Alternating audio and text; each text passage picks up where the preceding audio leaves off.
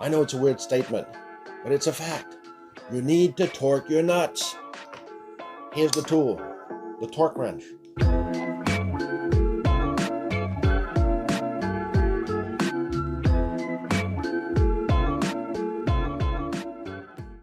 The torque wrench, 1/2-inch drive, adjustable from the wrist, 1 to 200 pounds, depending on the unit you have, from travel trailer to fifth wheel to the Class A. The torque wrench is going to be about 2 times the size, and you don't want to invest in one of those. But you need to torque your nuts in order to keep your rig safely on the road. It is something that you can do on your own. Stick around and we'll show you.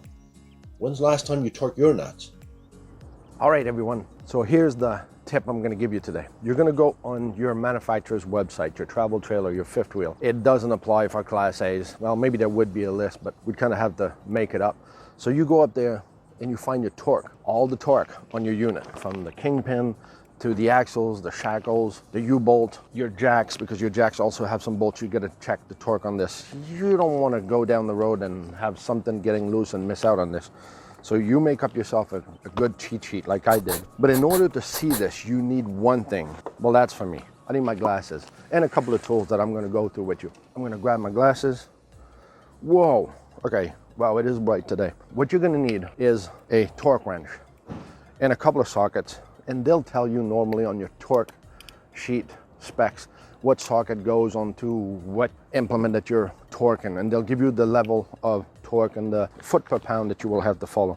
For example, a pin box, which I have a Korr Rotaflex. My pin box will be 135 foot-pound for the big bolts, and those 2 little swivel rotating bolts, that is 80 pound with a 3/4 inch socket. So let's do this. I got a 3/4 inch socket, and it said 80 pounds. 80 pounds. That's why you got a cheat sheet, because you can't lie on this. 80 pounds, boom. So let's take those 2 pin bolts. So those are the pin bolts right here that allows you the head to swivel. So you're just gonna grab those and you're gonna torque them. This is required 80 pounds. So, whoa. See, until you hear that click, don't let go. That gives you an idea how this required some torque. Huh, isn't that funny? We just happened to see that. The other one was 130, if I recall. 135 pounds. So let's put 15, 16. I'm gonna go to 135. And typically your neighbor or one of the guy on the campground, or one of your brother-in-law, if you have a mechanical brother-in-law, they will have those torque wrenches. This had about 3,000 miles on it, and I did this probably in December when we got it. When we were in Texas somewhere, and I remember having one loose, and since then, since then I had a couple loose also. So just saying, and you'll end up probably with the same problem with the inside nut that you might have to hold, either with a wrench or an adjustable wrench. So really important, you don't want to have your kingpin flying when you're going down the road. So 3/4 inch, I know on those levelers, those jack, they're requiring 60 pound, 3/4 inch socket. So let's try this, 60 pound. So I don't know how many jacks you got. This one is Lippert, and from the manufacturer, it requires 60 pounds. Boom. So you just go like this. So remember, some guy can go and have lunch, and the big bell comes up at 10:15, and he's already up to 3 to 4 bolts, and that's it. He just puts the 2 other one, and we'll forget that. We've seen this over and over. So that's why I'm just saying, just double check your torque. Do yourself a favor. So from here, what we're gonna do, we're gonna go undercarriage. We're gonna go to the shackles. We're gonna go to the plate, the tie plate. Let's go under there.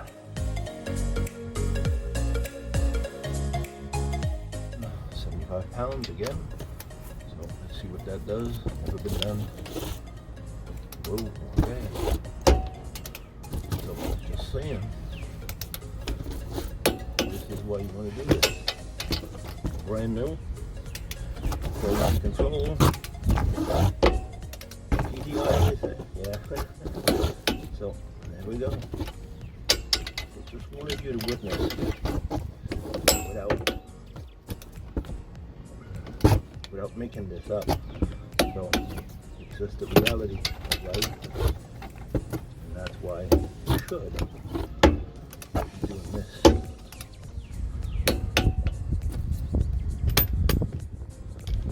To be able to realize on your own what your unit is all about, if it's solid, if it's good, if it is what it was intended to do.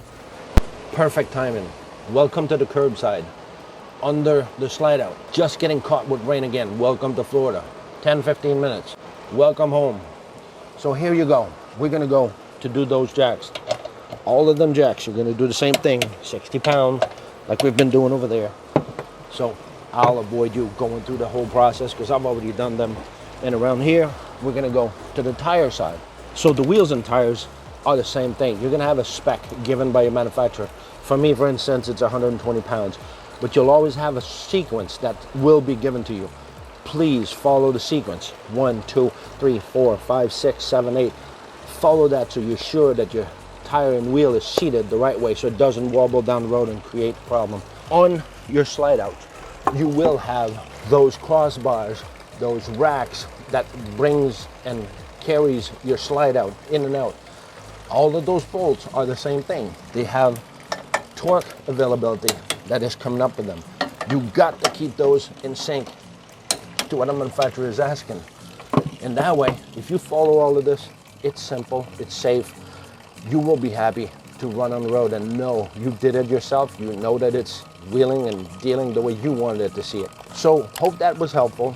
And always remember, and do never forget, it's not about the destination, it's about the journey.